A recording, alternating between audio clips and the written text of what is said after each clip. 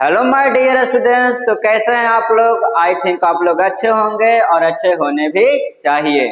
आप लोगों का क्रैश कोर्स स्टार्ट हो चुका है और इस क्रैश कोर्स के फर्स्ट वीडियो में हम लोग इंडियन सिविलाइजेशन एंड कल्चर पढ़ने वाले हैं। बहुत लोगों के मन में ये सवाल उठता होगा कि मैं इस चैप्टर को किस प्रकार से पढ़ाऊंगा, क्या हमको ये समझ में आएगा कि नहीं आएगा, कहीं कुछ छूट तो नहीं जाएगा। तो मैं आपको ये विश्वास दिलाता हूँ कि जब आप इस वीडियो को लास्ट तक देखिएगा तो आपके अंदर इस चैप्टर से रिलेटेड कोई भी क्वेश्चन नहीं होगा। ठीक, मैं इस वीडियो में इस चैप्टर को फुल एक्सप्लेन करूंगा। देखिए दोस्तों, ये आपका क्रैश कोर्स है, ना कि रेगुलर कोर्स है। रेगुलर कोर्स में हम लोगों के पास साल भर या लगभग 8 महीने का टाइम होता है। तो क्या करते हैं कि जो भी चैप्टर रहता है उसको मैं लाइन बाय लाइन एक्सप्लेन करता हूँ। चूंकि ये क्रैश कोर्स है और क्रैश कोर्स लगभग 2 से 3 महीना ही चलता है, तो ये जाहिर सी बात है कि हर एक लाइन को एक्सप्लेन करना मुमकिन नहीं है। तो इसलिए मैंने ये कोशिश किया है कि इस चैप्टर के जो भी इम्पोर्टेंट लाइन है उसको पिक्टोरियल फॉर्म में एक्सप्लेन कर दिया जाए, ताकि आपका ये पूरा चैप्टर भी एक्सप्लेन हो जाए और समय भी कम लगे। मैंने इस वीडियो में इस चैप्टर को हिंदी मीनिंग के साथ पिक्टोरियल फॉर्म में हर एक इम्पोर्टेंट लाइन को समझाने की कोशिश किया हूँ। पिक्टोरियल फॉर्म कहने का मतलब होता है पिक्चर के फॉर्म में। देखिए हम आपको दिखाते हैं। ठीक, ये जो लाइन लिखा हुआ है इसी के अनुसार आपको पिक्चर दिखाया जाएगा। ठीक, और इस पिक्चर के अनुसार ही हम लोग क्या करेंगे, इस चैप्टर को एक्सप्लेन करेंगे।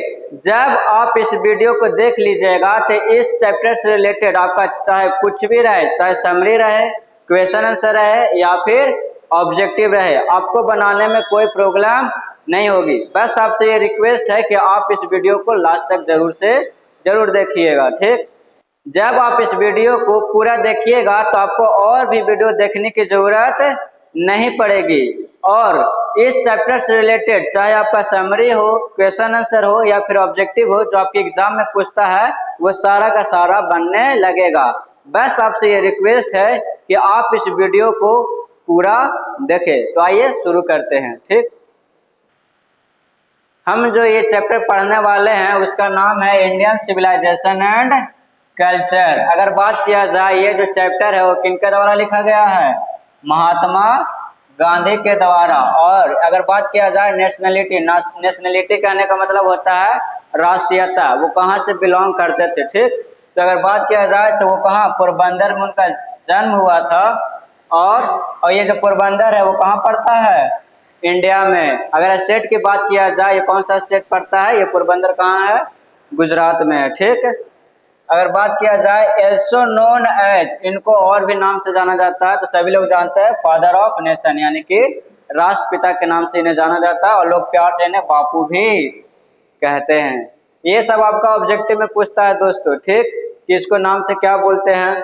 बर्थ की बात करें तो इनका जन्म 1869 में हुआ था, यानी कि 1869 में। और मरे कब थे, 1948 को। आप ये याद रखिएगा ज्यादा, मतलब कि साल, ये डेट याद नहीं रहेगा तो कोई प्रॉब्लम नहीं, आपका ईयर पूछता है। और ये जो मरे थे वो असैसिनेट करके हुआ था, यानी कि इनका मृत्यु नहीं हुआ, अपने से नहीं हुआ था, इन्हें असैसिनेट कर दिया गया था, यानी कहने का मतलब इनका हत्या कर दिया गया था। अच्छा, तो आपको ये पता हुआ कि इनका जो हत्या किया है वो कौन किया है, नाथूराम गोडसे। ठीक, अगर बात किया जाए ये जो लाइन लिखा हुआ है, he was a more spiritual leader than a politician, कहने का मतलब है कि वो एक राजनेता से ज्यादा एक आध्यात्मिक नेता थे। आध्यात्मिक नेता कहने का मतलब होता है लोगों के बारे में सोचते थे, लोगों को साथ लेकर चलते थे, उनके भलाई के लिए कार्य करते थे। ठीक, अगर इनका बात किया जाए इनका चीफ वेपन, यानी इनका जो मुख्य हथियार था वो क्या था, ट्रूथ एंड नॉन वायलेंस, यानी कि वो सच्चाई के पथ पर चलते थे और अहिंसा का मार्ग अपनाते थे। ठीक, लिखा हुआ है डोमिनेटेड इंडियन पॉलिटिक्स। अगर बात किया, डोमिनेटेड मतलब होता है हावी रहना, या फिर बोल सकते हैं यहाँ पर पॉजिटिव सेंस में डोमिनेटेड का मतलब हो सकता है छाए रहे। यानी कि बात किया जाए इंडियन पॉलिटिक्स में वो लगभग 1915 से लेकर के 1948 तक, यानी 1950 से लेकर के 1948 तक छाए हुए रहे थे। यानी कि जब वो अपना वकालत साउथ अफ्रीका से जब आए थे तो आगे 1915 से पूरा इंडिया में रहे थे, घूमे थे, उसके बाद फिर अलग अलग क्या किए थे, सत्याग्रह किए, आंदोलन किए लगभग 1948 तक क्या किए, भारत में रहे थे और इंडियन पॉलिटिक्स में छाए हुए रहे थे। ही रोट फॉर, थोड़ा सा यहाँ पे गड़बड़ हो गया है, he wrote for associated with young India. कहने का मतलब है कि वो जो है वो यंग इंडिया के लिए लिखा करते थे। तो यंग इंडिया क्या है, कि इंग्लिश न्यूज़पेपर है जिनके साथ वो जुड़े थे और उनके लिए कुछ आर्टिकल लिखा करते थे। तो ये जो आपका था, ये इस चैप्टर का जो लेखक है यानी कि महात्मा गांधी, इनके बारे में बताया गया है। यानी कि अभी हम पढ़े ये इस चैप्टर के बारे में पढ़े, इस चैप्टर के लेखक के बारे में पढ़े। अब हम देखते हैं ये चैप्टर को अच्छे से। अबाउट चैप्टर, कहने का मतलब है चैप्टर के बारे में। चैप्टर का नाम तो सभी को पता है, इंडियन सिविलाइजेशन एंड कल्चर। ऐसा है, ये जो चैप्टर है वो एक प्रकार का क्या है, ऐसे है, यानी प्रोज टाइप। देखिए प्रोज आपका बहुत प्रकार का होता है, ऐसे होता है, स्पीच होता है, ठीक है, और भी बहुत कुछ, जर्नी रिकॉर्ड हो सकता है या फिर शॉर्ट स्टोरी भी हो सकता है। तो क्या होता है, बहुत प्रकार का प्रोज होता है। वही बात करें कि किस प्रकार का प्रोज है, तो ये क्या है, ऐसे है। अच्छा, ये बात की, ये जो चैप्टर लिया गया है इन एक्सट्रैक्ट या टेकन फ्रॉम, यानी ये जो चैप्टर जो लिया गया है वो माई एक्सपेरिमेंट विथ ट्रूथ से लिया गया है। यानी कि समझिए एक प्रकार का नोवेल है जो क्या महात्मा गांधी के द्वारा लिखा गया था। अच्छा, ये जो माई एक्सपेरिमेंट विथ ट्रूथ है ये क्या है, ऑटोबायोग्राफी है। अच्छा देखिए, अगर इसका रूट की बात करें तो ऑटो मतलब होता है सेल्फ, अच्छा यानी खुद से, और बायो मतलब होता है लाइफ, और ग्राफी मतलब होता है लेखन। अच्छा, यानी कि वैसा व्यक्ति जो अपने जीवन के बारे में खुद लिखते हैं वही आपका क्या कहलाता है, ऑटोबायोग्राफी। तो आपसे एग्जाम में पूछता है कि बताइए माई एक्सपेरिमेंट विथ ट्रूथ है ये क्या है, तो ये क्या है, एक ऑटोबायोग्राफी है, और किनका है, महात्मा गांधी का है। ठीक, नेक्स्ट स्लाइड में देखें तो इस चैप्टर से रिलेटेड ये कुछ वर्ड मीनिंग है। अगर ये आपको याद हो जाता है तो आपका समरी, क्वेश्चन आंसर या फिर ऑब्जेक्टिव समझने में हेल्प मिलेगा। जैसे कि इवॉल्व हो गया, विकसित करना, सिविलाइजेशन, सभ्यता। कोशिश कीजिएगा कि इसको याद कर ले, बाकी हम आपको word by word Hindi meaning बताते चलेंगे। ठीक, देखिए ये है आपका इम्पोर्टेंट पॉइंट, इम्पोर्टेंट लाइन के साथ पिक्टोरियल फॉर्म में समझाने की कोशिश कर रहे हैं। ठीक, कोशिश करेंगे। जैसे कि लिखा हुआ है first line, Mahatma Gandhi believes, Mahatma Gandhi ये मानते थे कि the civilisation India has evolved is not be beaten in the world. यानी कहने का मतलब है कि भारत ने जो सभ्यता विकसित किया है, इवॉल्व मैंने हो गया विकसित करना, जो विकसित किया है उसको पूरा दुनिया में हराया नहीं जा सकता। बीटन कहने का मतलब यहाँ पे पीटना नहीं है, हराया, हराना। अच्छा, इसको इसलिए बोल रहे हैं ये क्योंकि देखिए लिखा हुआ है the might Egypt of the क्या फिरोज वाज ब्रोकन। ये जो माइट है वो इजिप्ट के राजा को कहा जाता है। अच्छा, यानी कि जो शासक हुआ करता था इजिप्ट के, उसी को क्या बोला गया है, माइट। अच्छा, उसका जो नाम है, महात्मा गांधी ने इस चैप्टर में इंडियन सिविलाइजेशन और वेस्टर्न सिविलाइजेशन को कंपेयर करके बताए हैं। ठीक, और अंततः वो बताते हैं कि हमें अपनी सभ्यता से यानी इंडियन सिविलाइजेशन से चिपका हुआ रहना है और हमें वेस्टर्न सिविलाइजेशन की कॉपी करने की जरूरत नहीं है। अगर हम इसको कॉपी करेंगे तो हम बर्बाद हो जाएंगे। तो देखिए ये जो भी लाइन है उसको पिक्चर के फॉर्म में समझाने की कोशिश करेंगे। अच्छा, जैसे कि लिखा हुआ है Mahatma Gandhi believes the civilisation India has evolved is not be beaten in the world. यानी कि महात्मा गांधी का ये मानना था कि जो भी सभ्यता यानी कि भारत ने जो सभ्यता विकसित किया है, इवॉल्व मतलब हो गया विकसित करना, यानी कि भारत ने जो सभ्यता विकसित किया है उसको पूरा दुनिया में हराया नहीं जा सकता। ठीक, महात्मा गांधी इसलिए ऐसा बोलते हैं क्योंकि देखिए लिखा हुआ है the might of Pharaohs was broken. देखिए ये लाइन लिखा हुआ है, इसी लाइन को क्या किए हैं, पिक्चर के फॉर्म में बताने की कोशिश किए हैं। जैसे कि फर्स्ट लाइन लिखा हुआ है महात्मा गांधी बिलीव्स, महात्मा गांधी का ये मानना था कि the civilisation India has evolved is not be beaten in the world. यानी भारत ने जो सभ्यता, इवॉल्व मतलब होता है विकसित, यानी भारत ने जो सभ्यता विकसित किया है उसको पूरा दुनिया में हराया नहीं जा सकता। महात्मा गांधी इसलिए ऐसा बोलते हैं क्योंकि the might of the Pharaohs was broken, यानी कि बोला जा रहा है कि दुनिया भर का और भी जो सभ्यता था, जैसे कि इजिप्ट की सभ्यता, जो वहाँ के जो शासक था, इजिप्ट के जो शासक था उसी को क्या बोला जाता है, फिरोज। ऐसा मानना था कि इजिप्ट का सभ्यता कभी खत्म नहीं होगा, लेकिन फिर भी क्या हो गया, इजिप्ट की सभ्यता खत्म हो गया। वहाँ का जो शासक था वो बहुत ही क्रूर था। अच्छा, कहने का मतलब वो बोलता था जनता को कि अनाज अपने पास रख कर बोलता था कि तुम भगवान से अनाज मांगो, वो देगा नहीं, लेकिन हमसे मांगो हम देंगे, इसलिए हम क्या हो गए हैं, हम ही भगवान हैं। अच्छा, इस प्रकार से देखिए यही आपका क्या है, इजिप्ट की सभ्यता। तो ये भी क्या हो गया, टूट गया, खराब हो गया, बर्बाद हो गया। और साथ ही साथ यानी the people of Europe learn their lesson from the writing of Greek and Rome. कहने का मतलब है, आपने सुना होगा जो ग्रीक की सभ्यता था, रोम का सभ्यता था, वो भी क्या हो गया, खत्म हो चुका है। आपने सुना होगा पाइथागोरस थ्योरम, बोटनी के पिता जो अरस्तु को बोला जाता है, सब कहाँ से, ग्रीक से ही बिलोंग करते थे। अच्छा, यानी कि वहाँ के जितने बड़े बड़े सभ्यता था, जितना ऐसा अच्छा अच्छा सभ्यता था, वो क्या हो चुका है, बर्बाद हो चुका है। यानी कि ग्रीक की सभ्यता भी बर्बाद हो चुका है, रोम की सभ्यता भी बर्बाद हो चुका है। और इससे जो कॉपी करता है, यानी कि यूरोप के लोग जो अपना लेसन सीख रहे हैं किससे, ग्रीक से, तो सीधी सी बात है, जिसकी सभ्यता पहले ही से खराब हो चुकी है, ठीक, और उससे जो सीखा है, यानी सीधी सी बात है, वो भी सभ्यता क्या हो जाएगा, खत्म हो जाएगा। तो ये लिखा हुआ है कि जो यूरोप के जो अपना लेसन, अपना जो लेखन ग्रीक और रोम से सीखे, वो भी क्या हो गया, खत्म हो जाता है।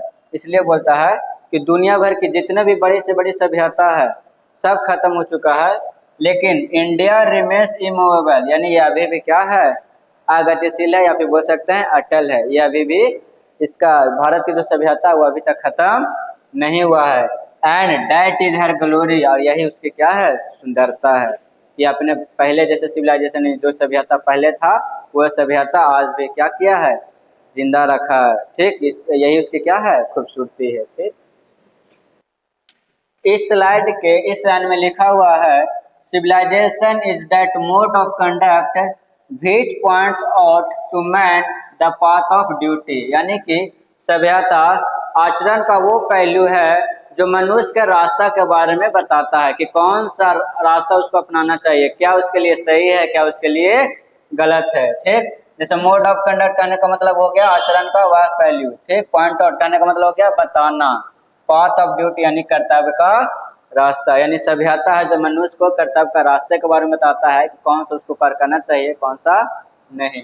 नेक्स्ट लाइन लिखा हुआ है, the Gujarati equivalent for civilization means good conduct. यहाँ पर देखिए दोस्तों, महात्मा गांधी कहाँ से बिलोंग करते थे, गुजरात से। तो वही बोलते हैं कि गुजराती में अगर सिविलाइजेशन का मतलब बात करें तो गुजराती में सिविलाइजेशन का मतलब क्या होता है, गुड कंडक्ट, यानी कि अच्छा आचरण, या फिर बोल सकते हो अच्छा व्यवहार। यानी कि जिस व्यक्ति का व्यवहार अच्छा है वो व्यक्ति क्या है, सब है। ठीक, वो सिविलाइज्ड पर्सन है। देखिए ये है, यही आपका क्या है, फिगर है, जिसमें क्या है, हिंदू मुस्लिम सिख ईसाई कुछ भी रहे, सब एक जगह क्या कर रहे हैं, मिल रहे हैं, सब मिलकर क्या कर रहे हैं, गान गा रहे हैं, मनोरंजन कर रहे हैं, एंजॉय कर रहे हैं। देखिए ये सबसे इम्पोर्टेंट लाइन है एकदम भीविया, ये ऑब्जेक्टिव में भी पूछ जाता है, क्वेश्चन आंसर में भी, और सामने लिखने में भी ये लाइन का यूज किया जाता है। लिखा हुआ है, the mind is a restless bird, यानी हमारा जो मन है वो कैसा है, बेचैन पंछी है, restless bird. The more it gets the more it wants, इसे जितना मिलता है वो इतना ही चाहता है। एंड स्टिल रिमेन्स अनसेटिस्फाइड, फिर भी वो क्या रहता है, असंतुष्ट ही रहता है। देखिए ये व्यक्ति है, इस व्यक्ति को क्या मिल चुका है, घर। पहले सोचता है कि हमको रहने के लिए कोई घर रहे, तो घर मिल चुका है, बाइक रहे, कार रहे, तो देखिए कार ले चुका है। अब मतलब कि क्या होता है ना कि चाहत को बढ़ाते रहता है, फ्रिज रहता तो अच्छा रहता, तो फ्रिज ले लिया। ठीक, कैमरा रहता तो अच्छा रहता, यानी कि संतुष्ट नहीं रहता है। अच्छा, यानी इच्छा को पूरा होते रहता है और क्या करते रहता है, अपनी इच्छाओं को बढ़ाते रहता है, इसका कोई अंत नहीं होता है, इसलिए वो क्या रहता है, असंतुष्ट रहता है। गालिब का एक शायर है कि हजारे ख्वाहिशें ऐसी कि हर ख्वाहिश पे दम निकले, बहुत निकले अरमान मगर फिर भी कम निकले। यानी कि कहने का मतलब है कि व्यक्ति है जिसका जो क्या रहता है, चाहत हमेशा बढ़ते रहता है, वो कभी सेटिस्फाइड होता नहीं है। वो कहता रहता है ये मिल जाता तो अच्छा रहता, ये मिल जाता तो अच्छा रहता, और मिलते चला जाता, वो अपने इच्छाओं को बढ़ाते चला जाता है। इसलिए बोल रहा है कि ये क्या है, हमेशा असंतुष्ट ही रहता है।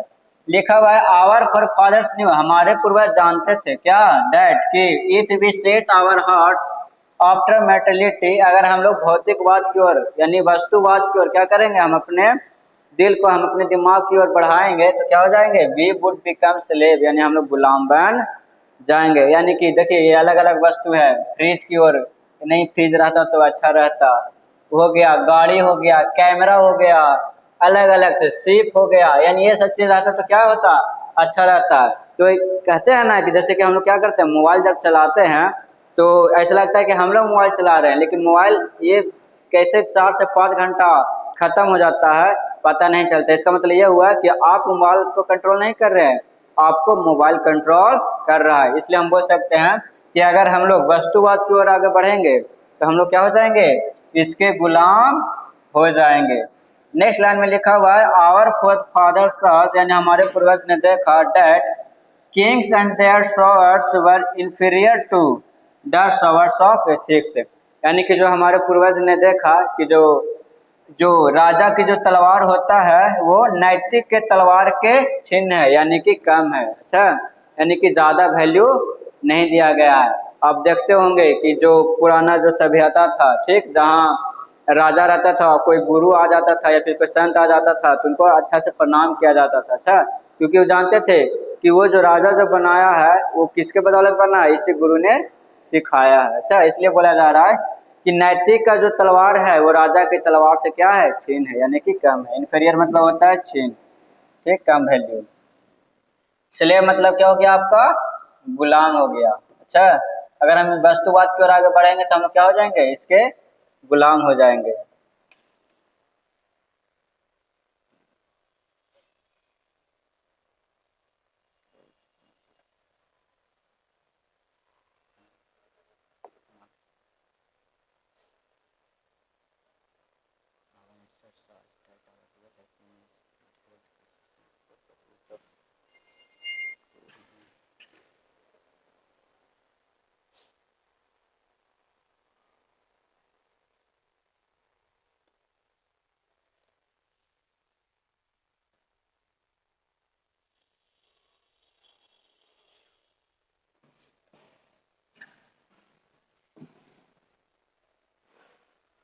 इस स्लाइड में लिखा हुआ है our ancestors are that our real happiness and health consistent in proper use of hands and feet. अगर बात किया जाए कि हमारा स्वास्थ्य अगर ठीक है, अच्छा, तो ये हमारा क्या है, असली खुशी है। ठीक, अगर हम हाथ और पैर का सही तरीका से यूज कर पा रहे हैं, यानी कि आप समझिए क्या है कि आप क्या है, सबसे अमीर व्यक्ति है। ऐसा बोला जाता है, लोग कहते हैं कि हमारा किस्मत कितना खराब है, मतलब कि ऐसा किस्मत किसी को ना मिला। अरे जाकर कभी हॉस्पिटल में जाकर देखो कि उसका हालत किस प्रकार से है। तो इस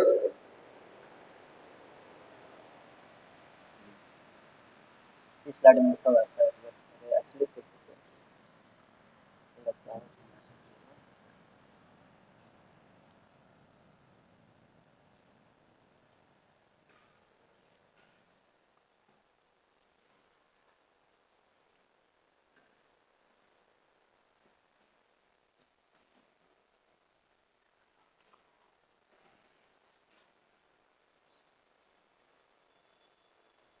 हमारी जिंदगी कितनी खराब है।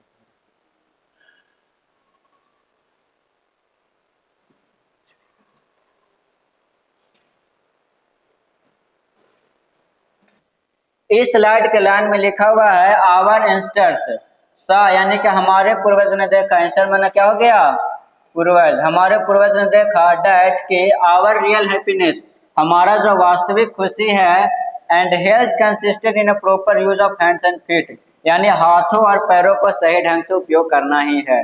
यानी अगर कोई व्यक्ति अपने हाथ और पैर का सही ढंग से उपयोग कर रहा है, उसका हाथ और पैर सही है, यानी कि वो सबसे खुश व्यक्ति है।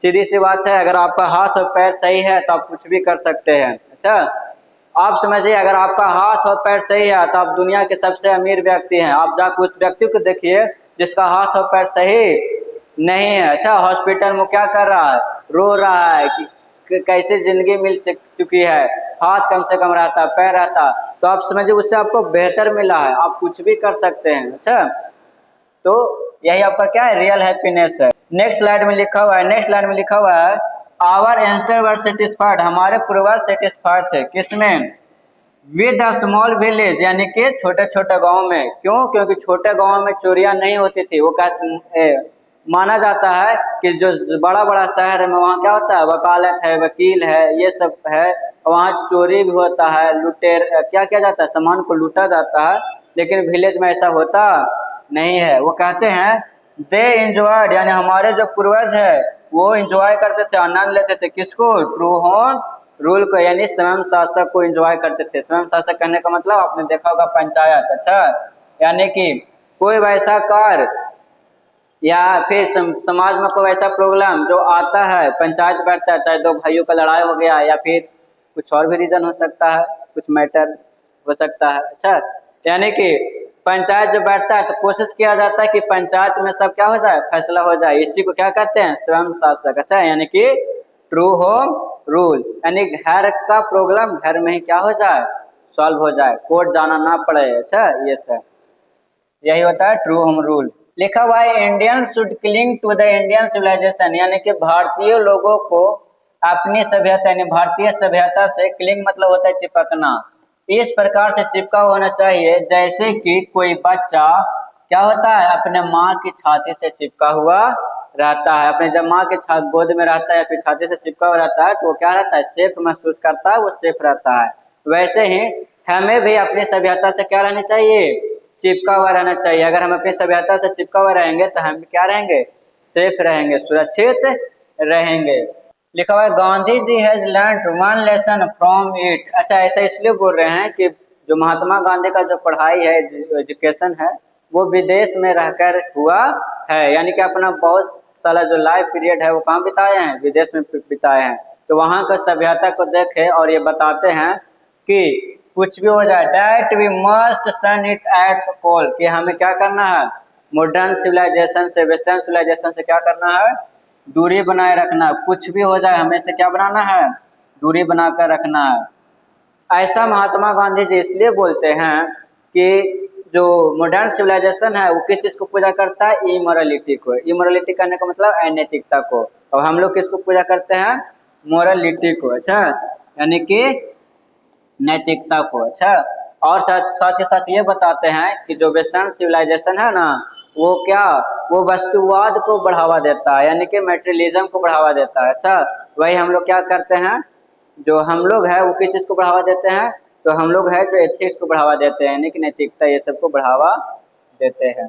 नेक्स्ट लिखा हुआ है the distinguishing characteristics of modern civilization, यानी कि अगर मॉडर्न सिविलाइजेशन का खास गुण के बारे में अगर बात करें तो वो क्या है, is indefinite multiplicity of human wants, यानी कि मनुष्यों को चाहतों का क्या करना है, गुणन करना है।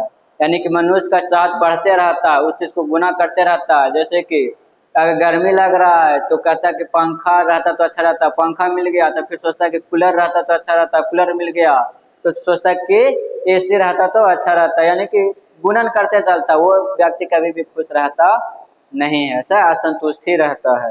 इसलिए बोलते हैं कि कुछ भी हो जाए हमको क्या करना है, वेस्टर्न सिविलाइजेशन को कॉपी करने की जरूरत नहीं है। अच्छा, नहीं तो हम क्या हो जाएंगे, बर्बाद हो जाएंगे। हमको किसी भी कीमत पे इससे क्या करना है, दूरी रखना है।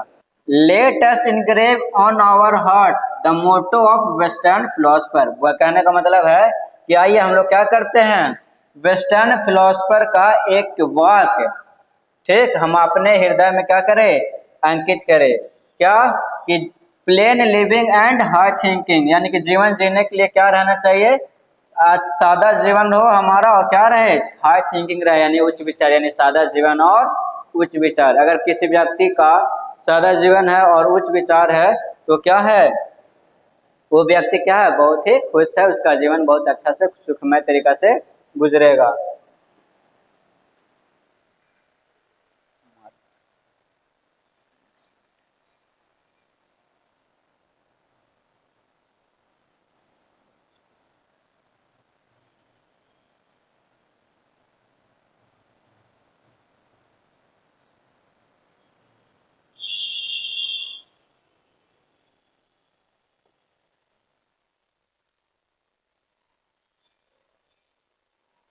लिखा हुआ है the tendency of Indian civilization, यानी कि भारतीय सभ्यता का प्रवृत्ति की बात किया जाए, is to elevate the moral being, वो नैतिकता को बढ़ावा देता है, मोरलिटी को बढ़ावा देता है। और क्या है, that of the western civilization, वही अगर बात करें वेस्टर्न सिविलाइजेशन का, तो क्या किस चीज को प्रोपेगेट करता है, किस चीज को बढ़ावा देता है, इमोरलिटी को, यानी कि अनैतिकता। कहने का मतलब है कि बोलने का मतलब है कि जो भारतीय सभ्यता है, इसका जो प्रवृत्ति है वो कहता है कि अगर कोई व्यक्ति गरीब है तो उसका क्या करना है, हेल्प करना, उसको मदद करना है, तो ठीक। और वही अगर बात किया जाए वेस्टर्न सिविलाइजेशन को, तो वो क्या करता है, अनैतिकता को बढ़ावा देने का कार्य करता है, यानी कि हर जैसा है उसको वैसा रहने दो, अच्छा कोई जरूरत नहीं, अपना काम बनता भड़मेदार जनता, वैसा ही समझिए। लिखा हुआ है इंडियन सिविलाइजेशन वर्शिप, यानी कि जो भारतीय सभ्यता है वो मोरलिटी को पूजा करता है, यानी नैतिकता को पूजा करता है। वेयर एज वही अगर वेस्टर्न सिविलाइजेशन की बात किया जाए, वो मेटेरियलिटी को पूजा करता है, यानी कि वस्तुवाद को आगे बढ़ाता है, वो कोशिश करता है हमको ये वस्तुएं मिल जाए, जैसे कि जो फालतू का चीज होता है, देखिए ये नीड है और ये क्या है, वांट्स, यानी कि किसी व्यक्ति के पास ये चीज रहनी चाहिए। अच्छा, इसके लिए अगर कोई व्यक्ति कार्य कर रहा है तो ये अच्छा बात है, जैसे कि उसको रहने के लिए घर रहना चाहिए, अच्छा उसको रहने के लिए क्या मतलब पहनने के लिए कुछ कपड़ा रहना चाहिए, खाने के लिए कुछ भोजन रहना चाहिए, पानी पीने के लिए पानी रहना चाहिए। वही अगर वांट्स की बात किया जाए तो मतलब गिटार हो गया या फिर जहाज हो गया, एरोप्लेन हो गया, वो चाहता है कि ये सब रहे, मेरा रहे, तो क्या हो गया, वो कभी संतुष्ट रहेगा नहीं। यही कहते हैं वस्तुवाद, आराम की जिंदगी काटने के बारे में जो सोचता है, ठीक। देखिए क्या होता है ना कि जो वेस्टर्न सिविलाइजेशन है इतना इन्वेंशन किया अच्छा अच्छा कि उससे हम क्या हो सकते हैं, खुद को बचा नहीं सकते हैं, या फिर बोल सकते हैं उसको क्या करना, कॉपी करना है, लेकिन जो हमारे लिए फायदा है। फॉर एग्जाम्पल जैसे ये वीडियो जो आप देख रहे हैं वो कैमरा में रिकॉर्ड हो रहा है, अच्छा यूट्यूब पर जाएगा, तो क्या ये अच्छा चीज है वेस्टर्न, और कहने का मतलब कि आता जाता कुछ नहीं है और कपड़ा पहन लिए फटा फूटा, अच्छा तो वो क्या हो गया, वो वेस्टर्न सिविलाइजेशन है। यानी सीखिए, अच्छी चीजों को सीखिए, अब अगर सीखेंगे नहीं तो क्या होंगे, हम आगे भी बढ़ नहीं सकते हैं, अच्छा तो ये हो गया। नेक्स्ट स्लाइड में देखते हैं, नेक्स्ट स्लाइड क्या कहता है, लिखा हुआ है our civilization, our culture, our several do not depend upon the multiplying our wants self indulgence. कहने का मतलब है हमारा जो सभ्यता है, हमारा जो संस्कृति है, हमारा जो स्वराज है, ठीक, वो क्या करना है, चाहतों को बढ़ाना नहीं है, उसको गुणन करना नहीं है, अच्छा यानी सेल्फ इंडल्स, यानी उसमें संतुष्ट होना नहीं है, उसको भोगने में नहीं है, बल्कि but upon restricting want self denial, उसको खुद से क्या कर देना, आत्मनिषेध कर देना है, यानी उस चीज को मना करना है, यानी कि ये देखना है कि क्या हम इस चीज को, अगर ये हम चीज को लेते हैं और इससे हमको आराम की जिंदगी कटता है, लेकिन टेम्पररी खुशी के लिए हम क्या करते हैं, परमानेंट ट्रूथ को बर्बाद कर देते हैं। जैसे कि हमको पता है कि अभी पढ़ाना क्या है, बहुत ही जरूरी है, एग्जाम नजदीक है, लेकिन फिर भी हम क्या करते हैं कि मोबाइल लेते हैं और स्क्रॉल करते चले जाते हैं, तो वो तो मोमेंट्री प्लेजर है, कुछ पल का खुशी है, जो क्या होता है, जो परमानेंट जो खुश होने वाला है उसको बर्बाद कर दे रहा है। इसलिए कहते हैं ये देखना है कि आपको क्या करना है, अच्छा है कि हमको किस प्रकार का खुशी चाहिए, मोमेंट्री प्लेजर चाहिए या फिर परमानेंटली प्लेजर चाहिए, अच्छा तो इस चीज को जरा ध्यान रखिएगा, ठीक। लिखा हुआ है western civilization will ruin India, कहने का जो भारतीय सॉरी वेस्टर्न सिविलाइजेशन है, यानी जो पश्चिमी सभ्यता है, वो क्या है, इंडिया के लिए क्या है, बर्बाद है, यानी कि अगर वेस्टर्न सिविलाइजेशन, इंडिया अगर वेस्टर्न सिविलाइजेशन को कॉपी करेगा तो वो क्या हो जाएगा, बर्बाद हो जाएगा। If we endeavour to copy it, अगर हम इसको कॉपी करने की प्रयास करेंगे, इंडिवेडर, इंडिवेडर क्या है, western civilization will ruin India if we endeavor to copy it, कहने का मतलब है कि जो वेस्टर्न सिविलाइजेशन है, पश्चिमी सभ्यता है, वो इंडिया को क्या कर देगा, बर्बाद कर देगा। ruin मतलब हो गया बर्बाद करना, क्या होता है, बर्बाद करना। ये कैसे बर्बाद कर देगा, इफ वी क्या endeavor टू कॉपी इट, अगर हम इसको क्या करेंगे, कॉपी करने की कोशिश करेंगे, अच्छा सही सी बात है, आजकल कोशिश तो कर ही रहे हैं, मॉडर्न बने या ना बने, लेकिन वेस्टर्न बन जाते हैं। अच्छा मॉडर्न करने का मतलब कुछ मशीनों को सीखना, उसको उपयोग करना, अच्छा, लेकिन वही वेस्टर्न की बात किया जाए कि आता जाता कुछ नहीं है और फटा जूता मतलब कि फटा कपड़ा पहने हुए हैं, मतलब कि दिखाने के लिए कि हमसे ज्यादा इंटेलेक्चुअल कोई नहीं है, बताने के लिए। अच्छा, ये हो गया आपका वेस्टर्न। ठीक, हालांकि दोनों सभ्यता, आगे लिखा हुआ है we should spend our life on the motto of a western philosopher. वही बात है अभी तुरंत बताए थे कि हमें क्या करनी चाहिए, हमें जो अपने जीवन को जीना है। ठीक, एक वेस्टर्न फिलोसफर थे, उनके जो वाक्य है उनके द्वारा जो बोला गया था, plane living and high thinking, इसी को मन में रखकर क्या करना है, जीना, यानी कि सादा जीवन और उच्च विचार। अच्छा, तो दोस्तों मैंने इस चैप्टर में आपको कोशिश किया कि आपको ये पूरा का पूरा चैप्टर समझ में आ जाए, कुछ पॉइंट के थ्रू, यानी आपको कुछ पूरा का पूरा पढ़ना ना पड़े। अगर आपको ये वीडियो पसंद आया है तो क्या कीजिएगा, इस वीडियो को लाइक, सब्सक्राइब, चैनल को सब्सक्राइब और ज़्यादा से ज़्यादा शेयर करने की कोशिश कीजिएगा, ताकि कम समय में उसका क्या कर सके, इस चैप्टर को लोग पढ़ सके। और ये इस वीडियो के बाद आपको क्या होगा कि आपको कुछ इस चैप्टर से रिलेटेड जो भी आपका समरी पूछा जाता है, जो भी क्वेश्चन आंसर पूछा जाता है, जो भी ऑब्जेक्टिव पूछा जाता है, उसका एक वीडियो आपको मिल जाएगा। अच्छा, यानी कि कुछ समय बाद वो भी रिकॉर्ड करके डाल देंगे आपने। तो आपने इस वीडियो को लास्ट तक देखा, इसके लिए आपका बहुत बहुत धन्यवाद। और चैनल को सब्सक्राइब करना नहीं भूलिएगा, वीडियो को लाइक जरूर से जरूर कर दीजिएगा।